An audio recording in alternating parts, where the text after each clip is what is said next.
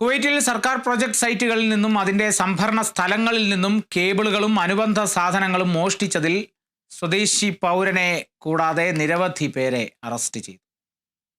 കുറ്റകൃത്യങ്ങൾ കുറയ്ക്കുന്നതിനും നിയമവിരുദ്ധരെ അറസ്റ്റ് ചെയ്യുന്നതിനുമായി ആഭ്യന്തര മന്ത്രാലയം നടത്തുന്ന സുരക്ഷാ ശ്രമങ്ങളുടെ ഭാഗമായി capital governorate of investigation department, Jaber Al Ahmad investigation office, general department of criminal investigation എന്നിവരുടെ സംയുക്തമായ അന്വേഷണത്തിൽ ഗവൺമെന്റ് ട്രാൻസ്ഫോമറുകളും കേബിളുകളും മോഷ്ടിക്കുന്നതിൽ വൈദഗ്ധ്യം നേടിയ ഒരു സംഘത്തെ അറസ്റ്റ് ചെയ്യാൻ കഴിഞ്ഞു.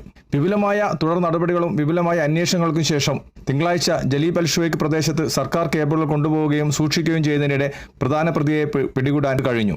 പിടിച്ചെടുത്ത വസ്തുക്കളുടെ വലിയ ശേഖരം കൈവശം വെച്ചാണ് ഇയാൾ പിടിയിലായത്. ഈ ശ്രമങ്ങളുടെ ഫലമായി മോഷണവും അത് വിൽക്കുന്നതിന്റെ പ്രവർത്തനങ്ങളും പങ്കുണ്ടെന്ന് സംബന്ധിച്ച ബംഗ്ലാദേശി ഇന്ത്യൻ പൗരന്മാരായ മറ്റ് നിരവധി പേരെ അറസ്റ്റ് ചെയ്യാൻ കഴിഞ്ഞു. സംഭരണം നടന്ന വീടിന്റെ ഉടമയായ സ്വദേശി പൗരന്റെ അറിവോടെയും പങ്കാളിത്തത്തോടെയുമാണ് ഈ ഓപ്പറേഷൻ നടത്തിയതെന്ന് അവർ പറഞ്ഞു. അദ്ദേഹം ഇത് സമ്മതിക്കുകയും ചെയ്തു. മോഷിച്ച സർക്കാർ കേബിൾ വലിയ അളവിൽ അവിടെ കണ്ടെത്താനും കഴിഞ്ഞു.